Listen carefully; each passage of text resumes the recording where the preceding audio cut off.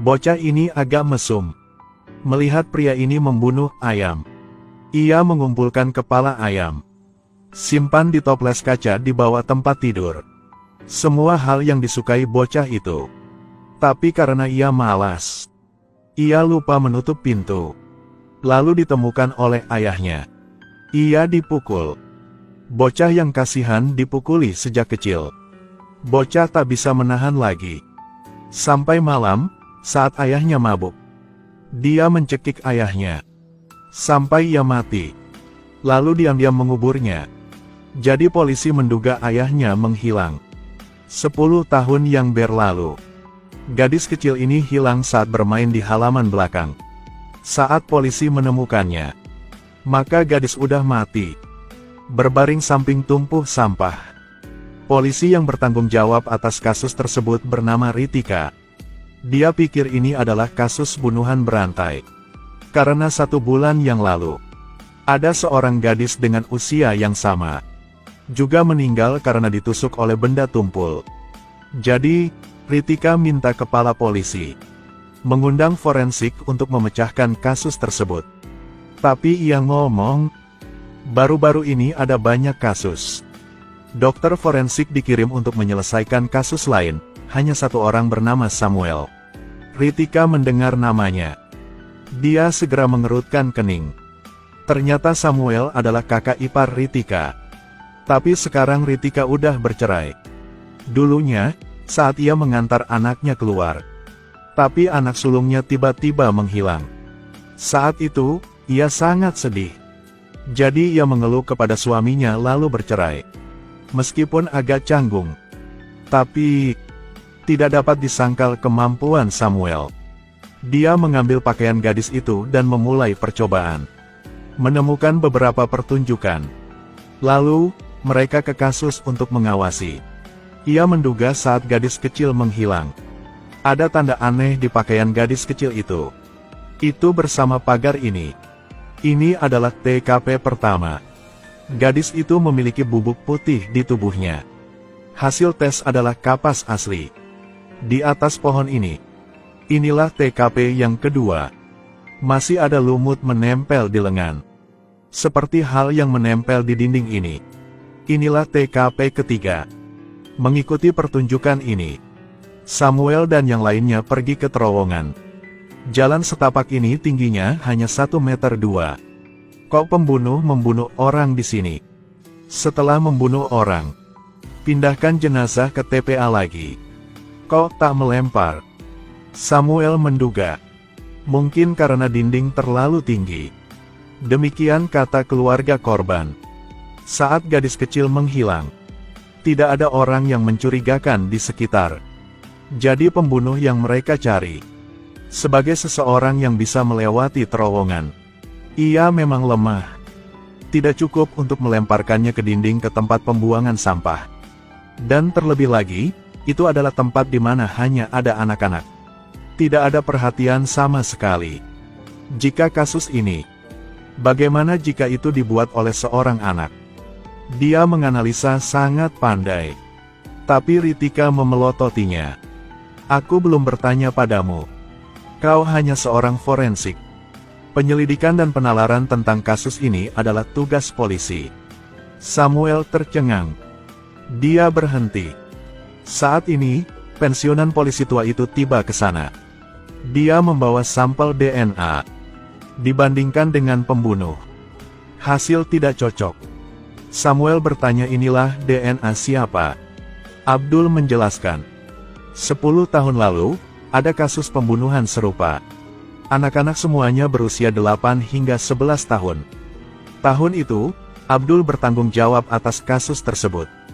Bersama dengan Ritika, mereka mengikuti petunjuk. Gadis terakhir yang hilang ditemukan di bus. Mereka langsung mengamankan pengemudi tersebut. Tapi Ubaid dipenjara selama 2 bulan. Pembunuhan anak berlanjut. Mereka menangkap orang yang salah. Polisi meminta maaf kepada Ubaid. Tapi permintaan maaf tidak berguna lagi. Hal ini berdampak pada Ubaid. Meskipun ia tidak bersalah. Setelah dia keluar dari penjara, tidak ada yang membawanya bekerja.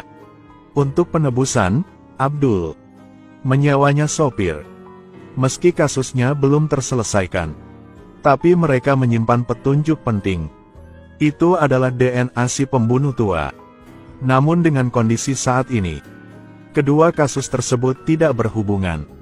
Abdul baru meninggalkan. Mereka mendapatkan kabarin. Polisi menemukan saksi. Pada hari kejahatan itu, dia melewati tempat pembuangan sampah dan menemukan muka pembunuh. Melalui uraiannya, polisi cuma bisa menggambar ulang sosok pembunuhnya dan rekatkan pemberitahuan kriminal yang diinginkan. Gadis kecil itu sedang bermain seluncuran. Tapi ketika saya turun, hanya pelampung yang tersisa. Kamu sedang di mana? Ini adalah gadis ketiga yang hilang baru-baru ini. Mereka semua tewas karena tertusuk benda tumpul. Salah satu gadis dibunuh. Udah melihat muka pembunuh. Polisi telah merilis potret si pembunuh. Tak berapa lama, Ritika mengangkat HP. Dia adalah seorang psikiater. Ruben dibawa masuk oleh manajer muda. Awalnya bertanggung jawab atas Kunen. Namun saat itu ia sedang dirawat karena kanker.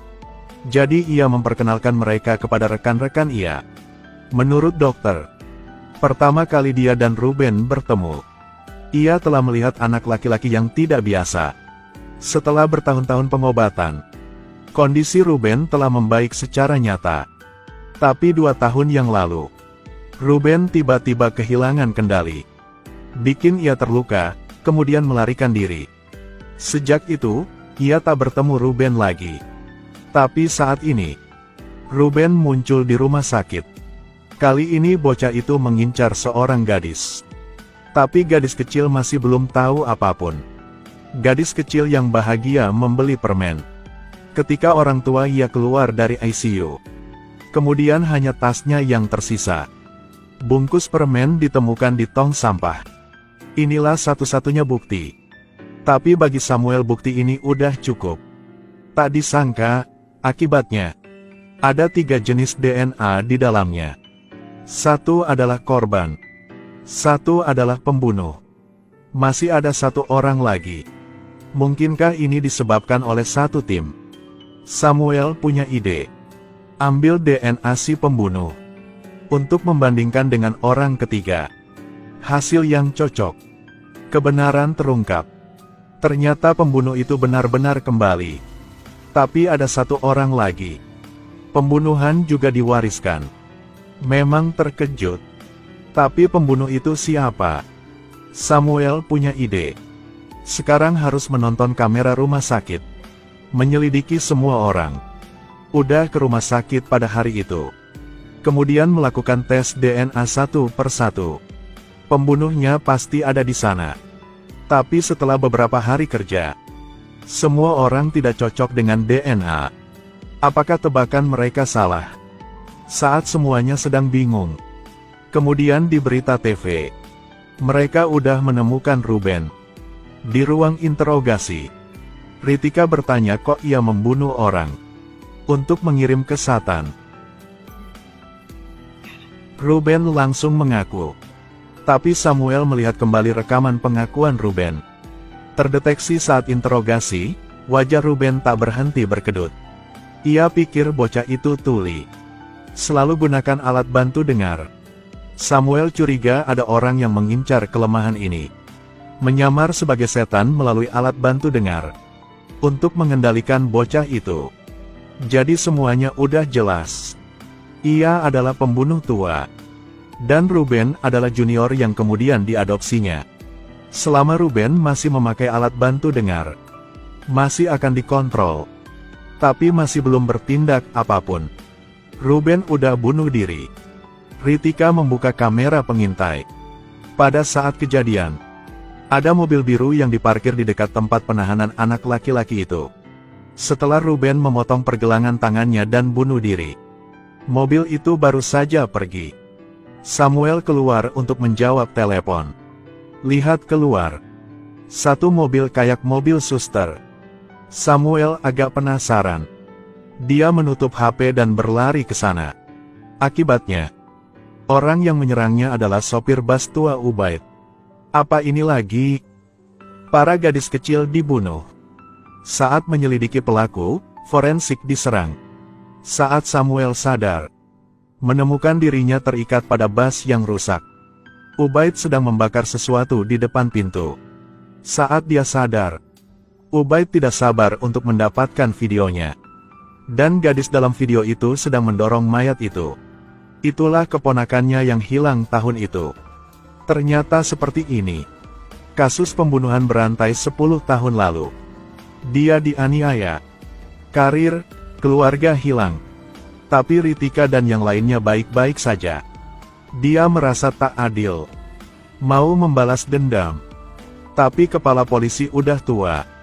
Tidak ada gunanya balas dendam lagi. Jadi, ia memilih Ritika. Pertama-tama, ia menculik anak sulung. Kemudian mengubahnya menjadi seorang pembunuh. Mereka adalah musuh. Ubaid sangat bersemangat. Semakin ngomong, semakin dia bersemangat. Tapi ia udah lupa. Penjahat akan mati karena terlalu banyak bicara. Samuel menandangnya. Lalu tarik talinya. Jepit lehernya dan dorong dia keluar. Melihat bahwa dia tidak bisa melawan, dia mulai menggunakan mulutnya.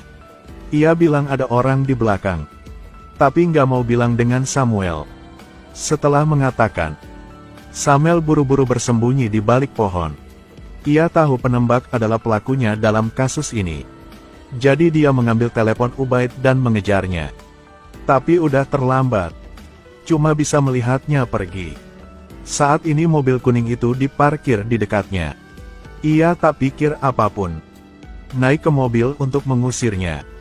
Sekaligus, polisi telah menerima laporan tentang seorang gadis yang hilang. Tapi kali ini, ibunya bilang, ia membawa HP-nya. Ritika segera tindakan. Posisi GPS ponsel. Lalu mengejarnya.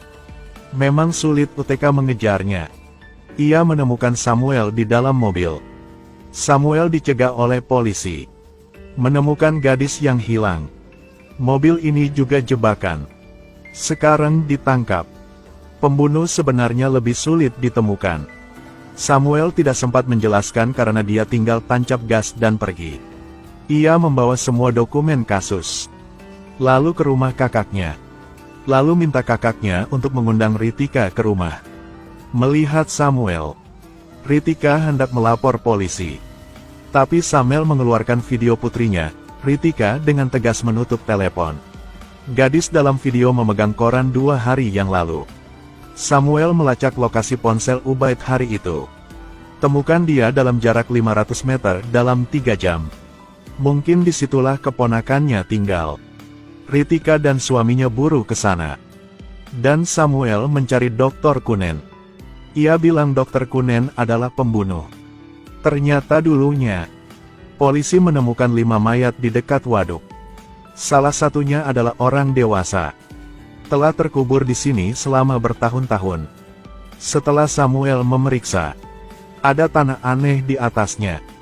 Dan jenis tanah inilah yang menjadi keistimewaan kampung halaman Kunen. Ternyata dia adalah anak mesum di awal video. Kebenarannya seperti ini. Setelah Kunen membunuh ayahnya, ia mengubur mayat di halaman belakang. Beberapa tahun kemudian, rumah tua dibongkar. Dia takut mayatnya akan ditemukan. Jadi ia memutuskan untuk memindahkan mayat itu. Disitulah polisi menemukan mayat itu. Tunggu ia dewasa. Bayang-bayang pelecehan masa kecil tetap ada. Untungnya, dia menikah dengan gadis yang mencintainya. Hidup mereka sangat bahagia.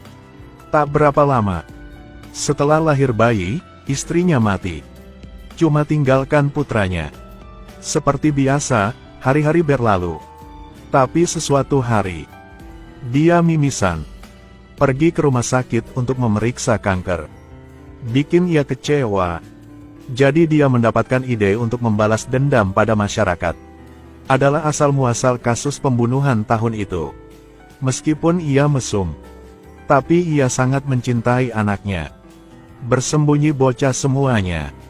Biar putra hidup di bawah perlindungannya. Tapi tidak bisa bersembunyi. Hari itu, dia membawa putranya untuk belajar di luar negeri. Bertemu Ritika sedang memeriksa mobil. Dan di bagasi mobilnya, dia masih memiliki tubuh seorang gadis. Dia mencari Bas. Kemudian meletakkan dia di sana. Membuat Ubaid bersalah. Tapi ia tak disangka. Adegan ini dilihat oleh anaknya. Keesokan harinya, bocah itu melihat adegan di mana mereka menangkap sopir bas. Teringat adegan kemarin. Ia punya ide. Dia memegang linggis dan membuka pintu kamarnya. Kunen mendengar suara bising. Tapi masih terlambat.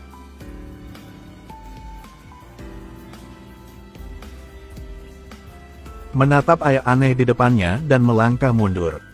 Tapi menginjak sebotol anggur. Jatuh dari atas dan mati di tempat. Kematian putranya mengubahnya menjadi pria yang kejam. Dia pikir itu semua salah Ritika. Ingin dia dihukum. Jadi udah menculik putrimu. Awalnya dia ingin membunuh gadis kecil. Tapi saat ini Ruben sedang dibawa ke terapi. Sebuah rencana mengerikan telah disusun.